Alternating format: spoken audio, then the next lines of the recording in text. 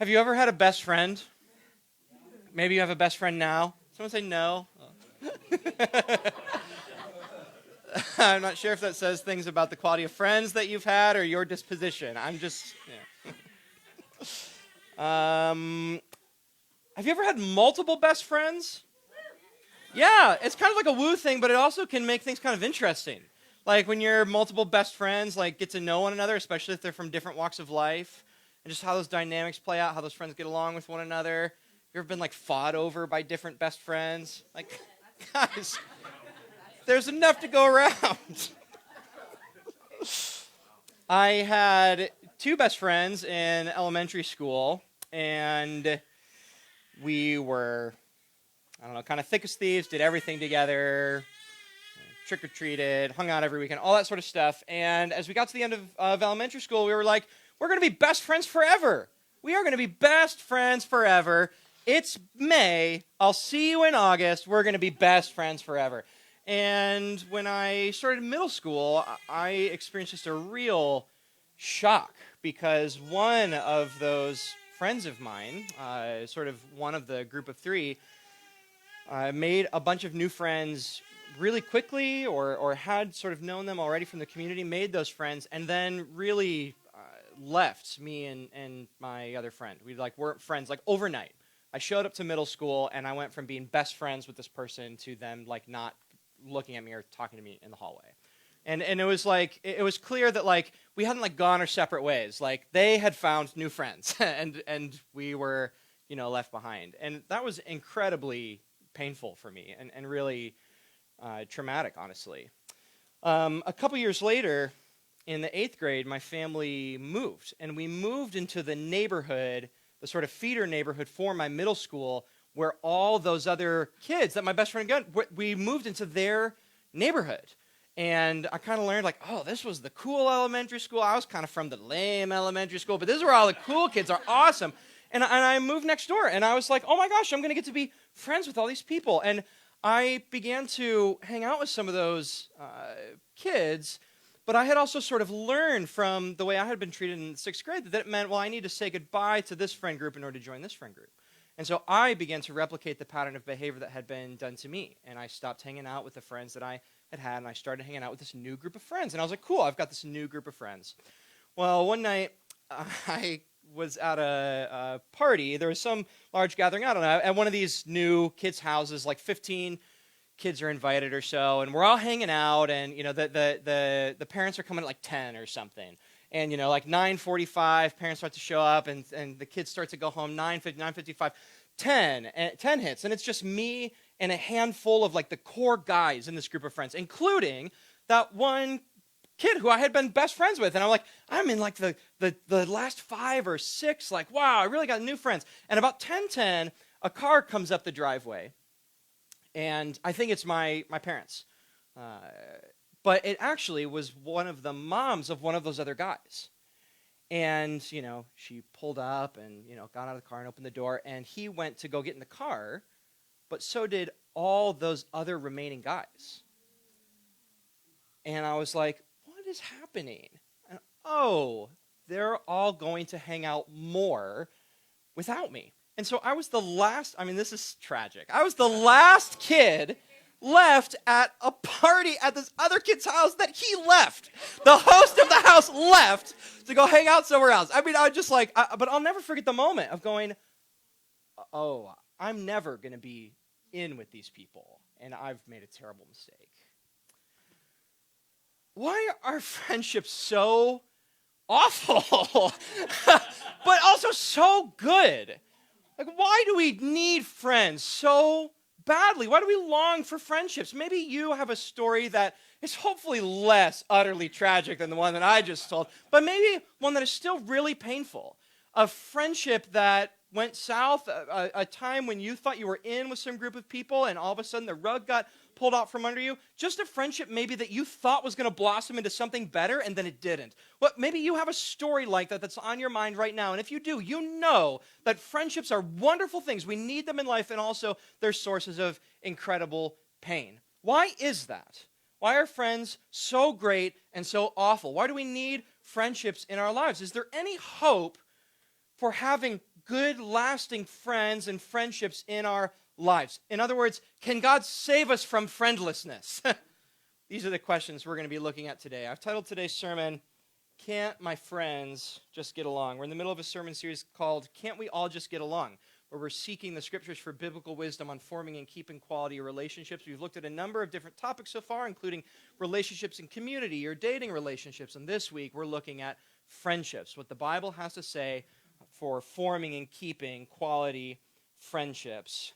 Our text today is going to be out of the book of Proverbs. We're going to look at a couple Proverbs, and they're kind of scattered. So I'm going to read together a list. I'm going to start in Proverbs 17:17, and if you have a Bible or a device, you can go to that proverb, and then we're going to move forward in the book a couple proverbs. And I'll read out the citation for each one so you can flip to the next one if you want to, and then I'll read them aloud. So give me a little time, because the people who are following along on a device of the scriptures, I want them to be able to get there, be a little slower reading than normal. Again, we're starting in Proverbs 17:17. This is what this text says. A friend loves at all times, and a brother is born for adversity. Proverbs 18:24. A man of many companions may come to ruin, but there is a friend who sticks closer than a brother. Proverbs 27, verse 6. Faithful are the wounds of a friend, profuse are the kisses of an enemy. Proverbs 27, verse 9. Oil and perfume make the heart glad, and the sweetness of a friend comes from his earnest counsel. And finally, Proverbs 27:16. That can't be right. That doesn't make any sense at all. No, that's not it either. 29:16. Nope. You know what? I've got the citation wrong, but the text is, do not forsake your friend and your father's friend. And when you see that slide later with the citation, you can know it's wrong. Yeah, that isn't right, because I'm there. I'm 16. To restrain her, to restrain the wind. Or to grasp what? That's not right. It's what? It's 10. Thank you. 10. 27:10. Do not forsake your friend and your father's friend. The word of the Lord. It's like, give me something to repeat. Give me something I know. We live today in an age of failing friendships. 61, some stats on friendships to help us get a little sense of the reality of what's happening to friendships in modern American life. 61% of Americans say friendship is essential to living fulfilling life. And that 61% of Americans that say that friendships is essential to living a fulfilling life, that's more than the percent of people who say that a spouse, children, or money is essential to living a fulfilling life. 38% of people say that they have 5 or more close friends. 53% of people say they have 1 to 4 close friends. 8% of people, again, this is October 2023, said that they had no close friends. The pandemic radically impacted friendships and how friendships function in our world. About 50%, data from 2021 reveals that about 50% of people said that they lost touch with a few or most of their friends during the pandemic. And if you compare the state of friendships and relationships in 2021 to 1990 and the way that people reported on the state of friendships in 1990, you see a general decline in the stability of friendships in the United States. So in 1990, 33% of people said that they thought they had 10 or more close friends.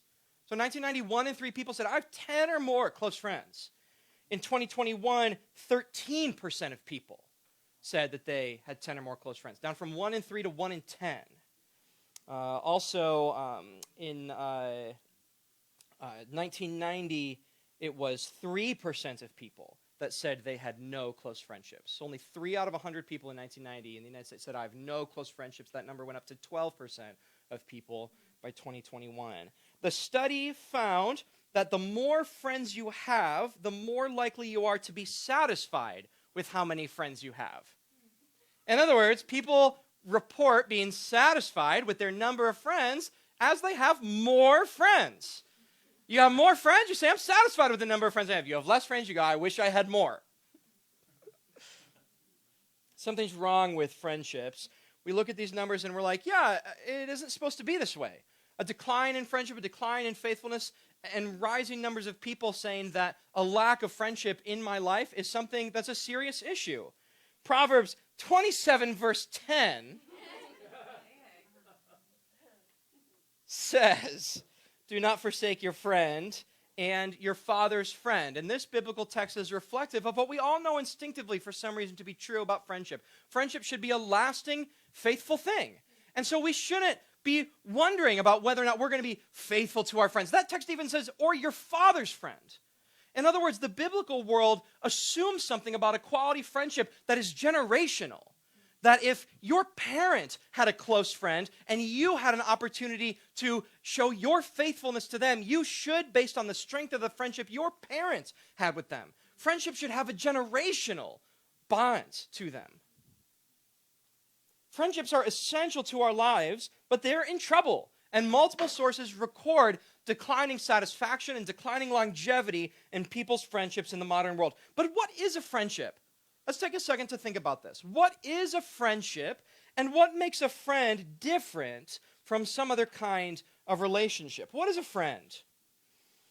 Oxford Languages Dictionary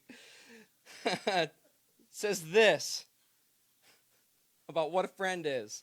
A person whom one knows and with whom one has a bond of mutual affection, typically exclusive of sexual or family relations. This language, there are two things that are important about this definition. The one is that it speaks about a bond of mutual affection. It has a certain quality, a certain maybe shared love, something immaterial that brings two people together in a particular relationship that we call friendship. And this bond of mutual affection is deeper than an acquaintance. It's deeper than a coworker. It's not we're working on this project together. A friendship can develop out of a coworker relationship, but it's not the same at the start. This is a deeper relationship than I even just hang out with people. It's a shared love of mutual affection between two people that, point two, doesn't come from the normal fleshly things that bond two people together. Typically exclusive of sexual or family relationships, because blood binds people together, and sex binds people together.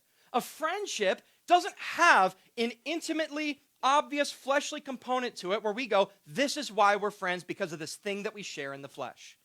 It's something other than that. It's something immaterial. It's something maybe spiritual that bonds two friends together. The friendship relationship was held in particularly high regard by ancient philosophers in the Western tradition who viewed friendship and the shared pursuit of some virtue or some shared love as maybe even the highest relational form that existed for humans. Aristotle, the famous Greek philosopher, has a wonderful section on friendship in his book on ethics. We're going to look at him a couple times today because there's some great things that we can learn from him, both positively and also challenging his view on friendship as we look at some of the points that he brings up about friendship in his book on ethics. This is what he says about what makes for a friend. He says, the perfect kind of friendship is that of good men who resemble one another in virtue. For they both alike wish well to one another as good men, and it is their essential character to be good men. Their friendship, therefore, lasts as long as their virtue, and that is a lasting thing. For Aristotle, a friendship is built out of two people who have the same loves of what it means to live the good life. And as they find one another, they form a bond of friendship that is based in that immaterial thing, that virtue, that character, that love of the good. And because their friendship is built on that lasting thing, their friendship lasts. Because, and I love the way he puts it, that is a lasting thing.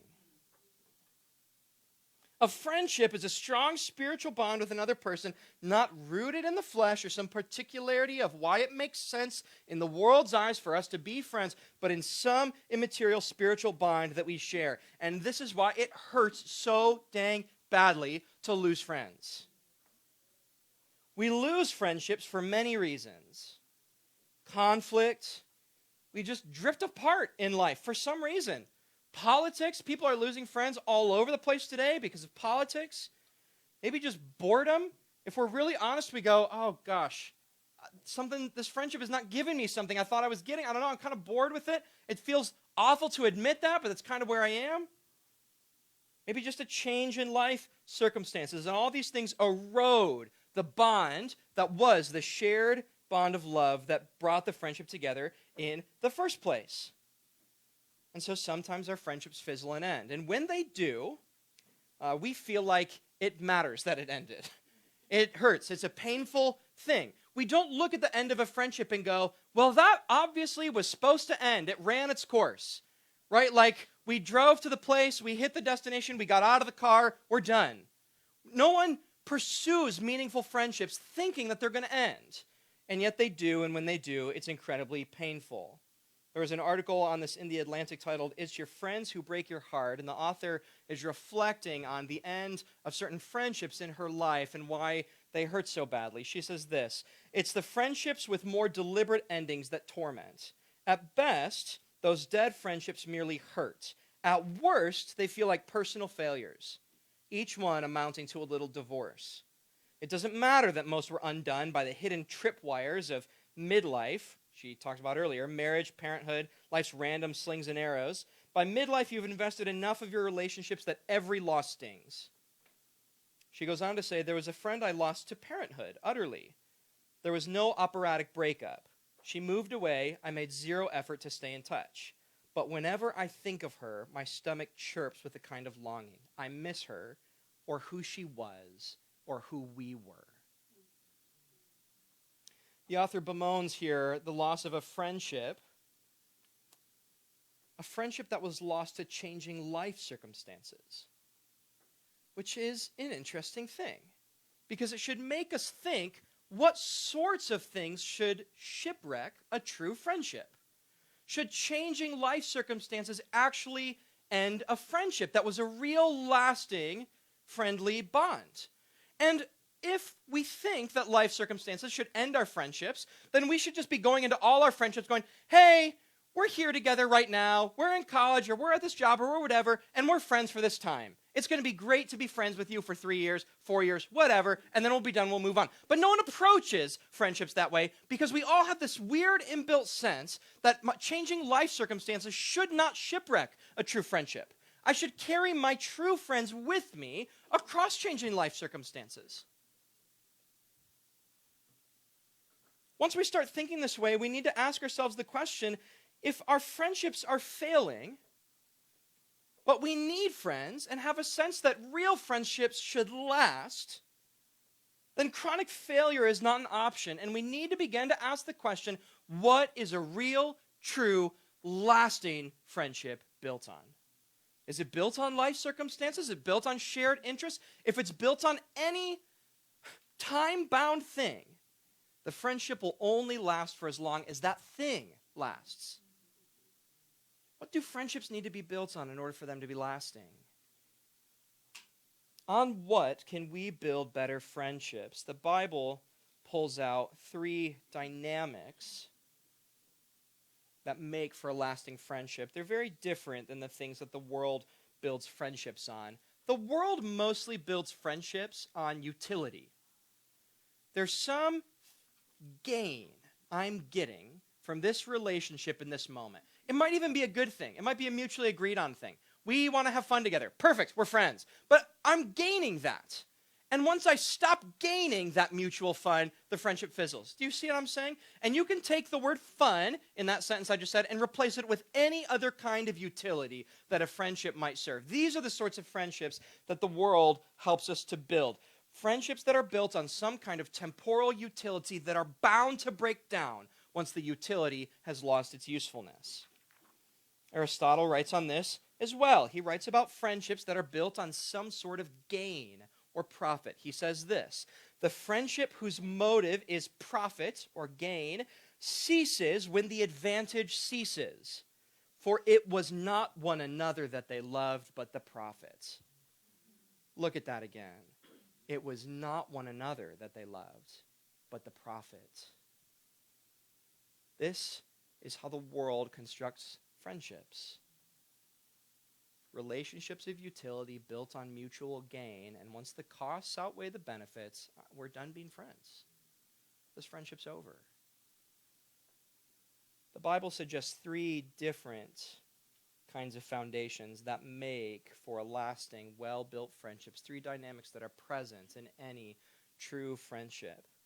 Well-built friendships, according to the Proverbs, are faithful, forthright, and few.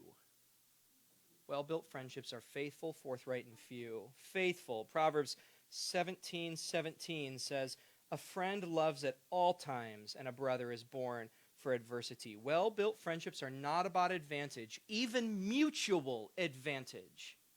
Do you see what I'm saying there? It's not even we both agree that we're getting this advantage.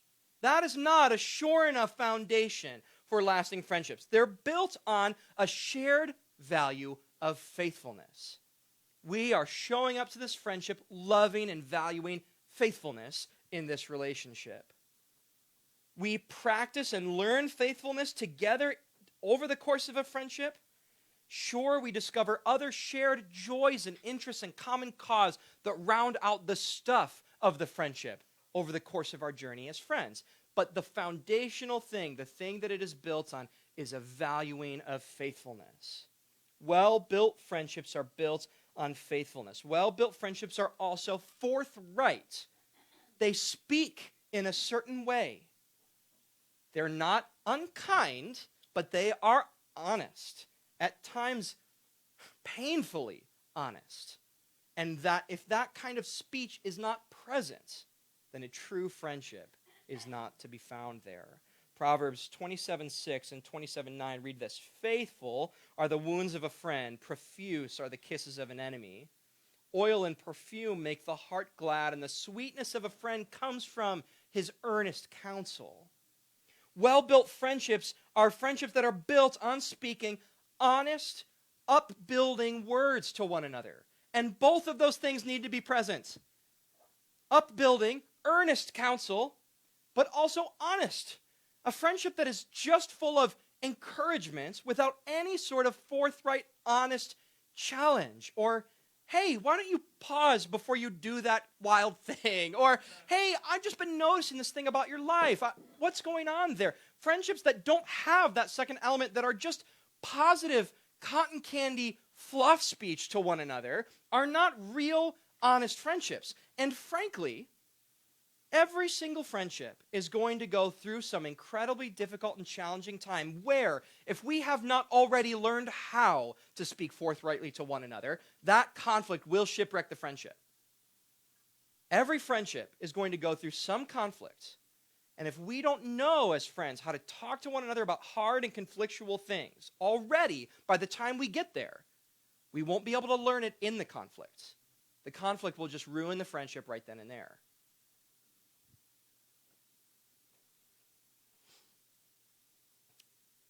It's hard to want relationships where we say hard things to one another. Right? This is what Proverbs 27:6 is getting at. Faithful are the wounds of a friend, profuse are the kisses of an enemy. Would you rather be wounded or kissed? And in reality, in our words, we just really, when we're here in this moment, we're all like, "Yeah, I need a friend who will give me a good wound when I need it." But once you get out of this room, you're going to stop thinking that. You're going to stop believing that. Unless you repent of that previous belief and believe in this new one in the power of God. That might be powerful enough for you to take that with you out of this room. But unless something like that happens, we're all going to go back out in the world after this and say, "I really just want people to just tell me kind of whatever I want to hear, say nice things, whatever it is, not challenge me in any way," even if they're people that are just doing that for their own, maybe evil machinations.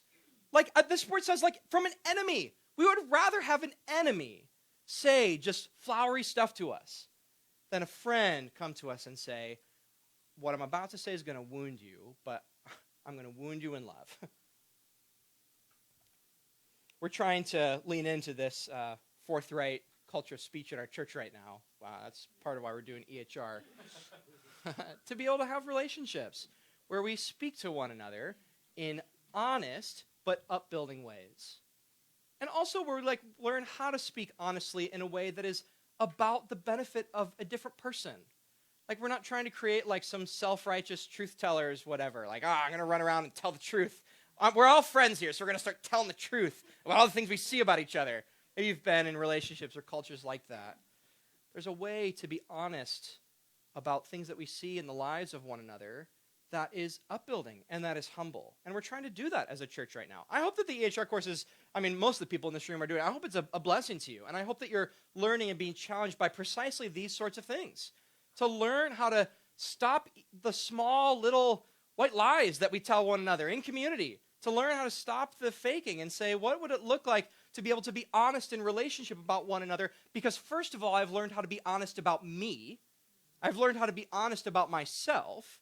But then secondly, because we actually do love each other enough to say, at the right time, there might be an honest, hard conversation that we need to have. We're trying to do that in our church right now. I hope that you're benefiting from that and that are on board with it and that it's been a blessing to you. Well-built friendships are faithful, forthright, and finally, they're few, which is a weird way to try to put these things together. Friendships are built on faithfulness, forthrightness, and fewness, which sounds strange, but I'm going with it. Proverbs 18:24 says, a man of many companions may come to ruin, but there's a friend who sticks closer than a brother. True friendships necessitate focus. They cannot cast an indiscriminately wide net. They can't.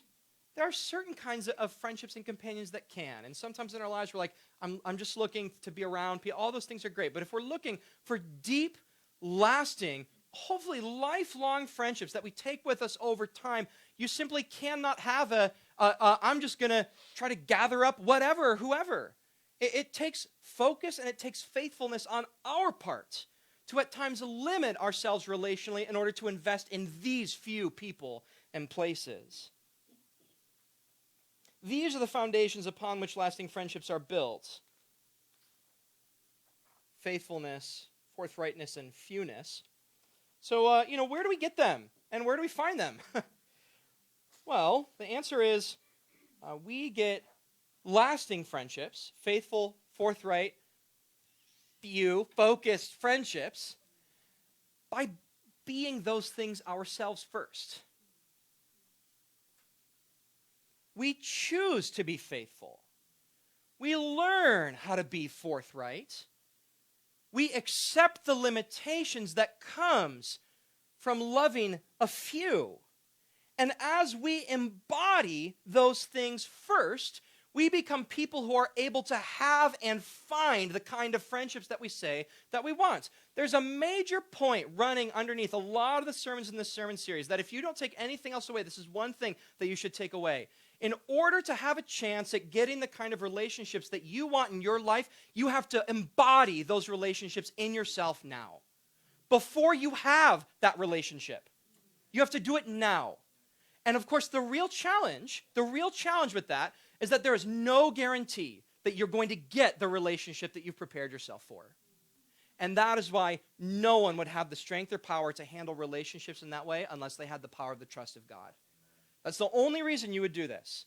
The only reason that you would say, I will become a faithful, forthright, few friend now, before I have someone who's matching that in my own life, is because it is the right thing to do. And I trust God with my relational postures that if nothing else happens, all the contingencies and evils and cruelties of how this world works out, God will see me, He will love me, He will care me, and He will vindicate me in how I have chosen to pursue relational flourishing in my life. That's the only reason you do this.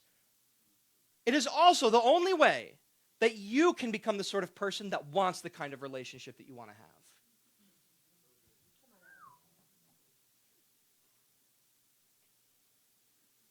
The issue is that we just really honestly don't have the strength to do that on our own. Because really, frankly, we've tried to do that in little ways.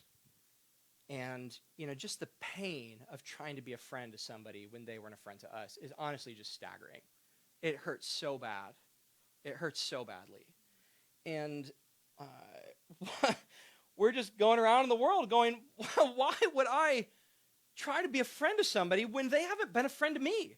I mean, and there's an element of that is like, there's like an extreme version of someone who's trying to be a friend to everybody, or a friend to someone who's just hurting them in a reply that is like almost abusive, right? And so like we live in a world where that sort of a thing is possible and that sort of a thing is present, and it just creates in us too high of a bar to jump over. Like I just cannot keep collecting pain over and over again, trying to be this kind of friend to people who are not doing it back to me. And you maybe have strength to do it once. You maybe pick yourself up and try to do it a second time.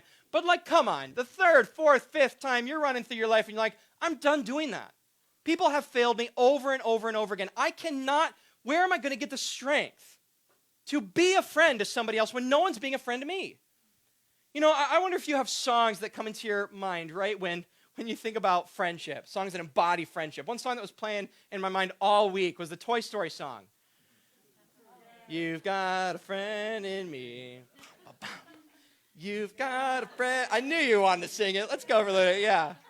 When the road is bumpy ahead and you're miles and miles from your nice warm bed, stick to something like your old pal said.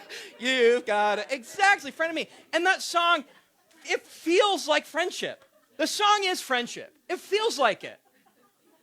You know what's not in that song? You were a friend to me. You got everything right. You were there when I needed you. It's not there. That song screams friendship in part because the singer says, I'm going to be a friend to you.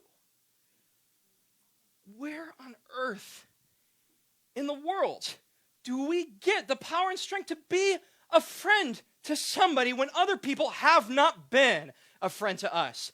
And thank God somebody has been a friend to you. Jesus Christ has been a friend to you. Jesus Christ was a friend to you when you were not a friend to him. Jesus went first in being a friend when nobody was a friend to him.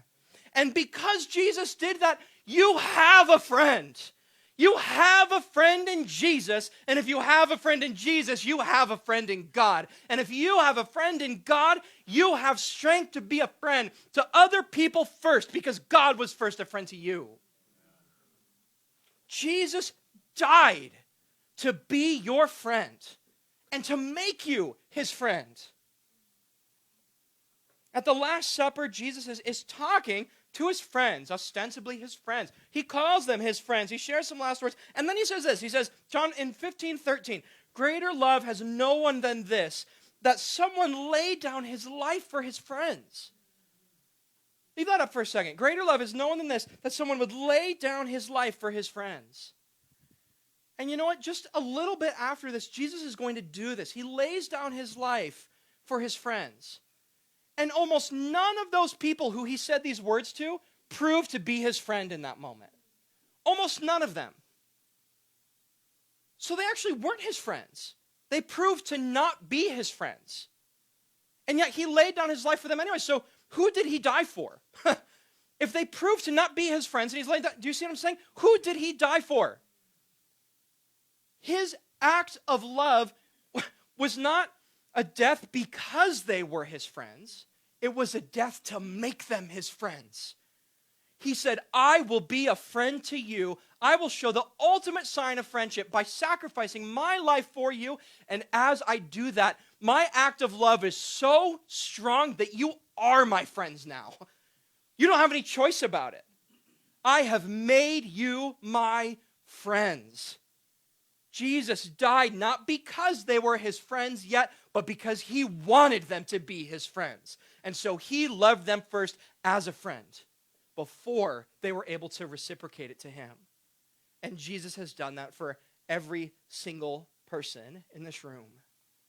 Jesus has been a friend to you first before you were a friend to God.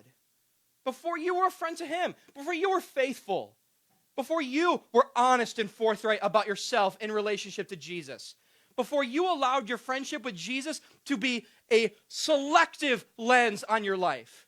Where you said no to other things so you could say yes to Jesus. Before you did any of those things, Jesus said, I want you to be my friend. So I'm going to make you my friend by being one first. Jesus was a friend to others when nobody was a friend to him. Jesus, friend of sinners, friend of the selfish, friend of the cowardly, friend of the immoral, friend of the idolatrous, friend of the greedy, friend of the unkind, friend of the faithless. Jesus made all these people his friend by being a friend to them first. And if people are a friend of Jesus, then they also become a friend of God. And we've all been around this truth for so long that we're just sort of dulled to how surprising and radical it is. Aristotle's had wonderful things to say about friendship so far, but on this point, he got this wrong. This is what Aristotle says about certain kinds of friendships. He says this, in cases where there comes to be a great distance between the persons in virtue, or vice, or wealth, or in any other respect, they are no longer, no could expect to be friends. It is most plainly seen in the case of the gods, for they have the greatest superiority in all good things. If a person be very far removed as God is, the friendship can no longer be. You and I have no business being friends with God. The distance is too great. The differences in what we bring to the table is so grossly different, it's ridiculous to even try to compare it. And yet, if God has decided that you're his friend you are, even though you have no business being his friend. And God has decided in his son Jesus that you are his friend. Like Abraham, you are called friend of God. When you know that God is your friend, when you know through faith that God is your friend, that becomes strength and power in you to be a friend to somebody else before they've been a friend to you. If you believe that Jesus is your friend, you will gain strength to be a friend to others even when they are not a friend to you. And in a world of failed friendships, this is where strength to be a friend comes from. Believing that in Jesus' death and resurrection, Jesus has made you his friend. He's treated you like his friend. He's been a friend to you. And so you have a friend in Jesus and a friend in God. And people who know that through faith are strengthened by knowing that God was a friend to them first. God was a friend to us before we could or even had it in our minds to reciprocate that to him. That becomes strength and power to be that kind of friend to other people. It becomes power to stand up and be friends when other people treat us poorly, when they're not faithful, when they're not forthright, when they're not focused on us and our efforts. When we are a friend to someone else before they prove themselves to us, of course, some of those efforts will lead to relational pain in our lives and in the world, because it will. If you do this, if you believe that God is your friend and gain this spiritual power to be a friend to other people when they're not a friend to you, it's not like every single time you show up and are a friend to someone, it's going to lead to some incredible, lasting friendship. It won't. Other people are in different places. They're on different journeys. The world is hard and cruel and random. You are still going to be mistreated. You will know in that place that God is your friend anyways. You will know that, and you will have that with you. But you will very happily, as you do this, begin to open the door to other people who are doing the same thing and are looking for the same kind of friendships. And when you find one another, you will find the lasting friendships that you're looking for. You will. Not in every person, but in a few. You will find it. You should believe these things. And in the Bible, often coming to believe something new is started by repenting before God of the thing that you believe in the past. And to close the sermon, I want to lead anyone who is interested in a prayer of repentance, both with respect to how we've been approaching other people in our friendships, but also about the way that we have viewed so cheaply the fact that Jesus was a friend to us first. It is not right to view the fact that Jesus became a friend to me as some cheap or everyday or simple thing. And God put it on my heart at the beginning of the sermon to just lead us in a prayer where we're repenting for that if we need to, if that's necessary. If that's you, why doesn't everyone bow their heads? And worship team, you can come back up. I'm still going to head into a ministry time. I'm just going to start with this prayer first.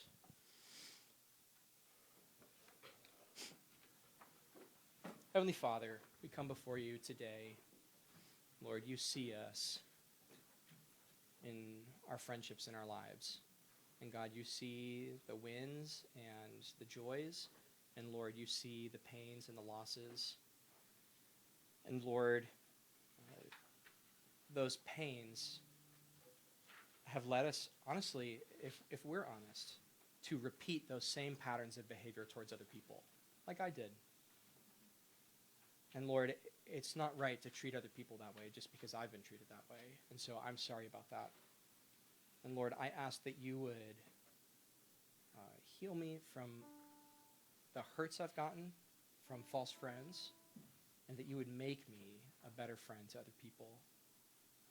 Lord, I'm also sorry today that I have esteemed friendship with your Son so lightly. I've just thought so little of it. And I'm sorry about that.